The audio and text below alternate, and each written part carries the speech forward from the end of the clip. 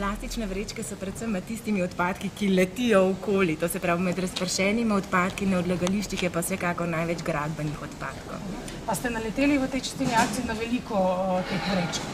Ja, ogromno in tukaj bi rada opozorila, da plastične vrečke, če že nastanejo, če jih se ne moramo izogniti njihovi uporabi, da jih odvržemo med embalažo. Torej so zelo dober material tudi za reciklažo za naprej.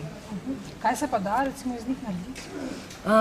Plastične vrečke v bistvu, kaj vse naredijo, vsa plastika, mislim, da gre potem kasneje v razne cevi za kanalizacijo, v svinčnike, vse sorte se da iz njih narediti, tako da res začnimo reciklirati vso vrsto embalaže. Ljudje si sploh ne predstavljajo, kako pa naj potem nakupujem, če ne smem uporabljati plastične vrečke, kako se da, kaj je recimo alternativa, kaj recimo ti uporabljaš?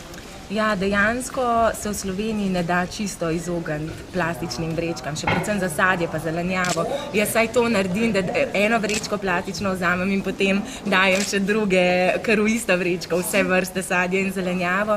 Drugače pa vsekakor lahko takele vrečke iz blaga vzamemo ali pa škatlo v trgovini ali pa košaro, ne? In s tem prihranimo okoli 150 do 300 vrečk, jih vsako leto od nas, vsak od nas, vsak Slovenec porabi, tako da s tem lahko ogromno prihranimo, tudi naravnih virov.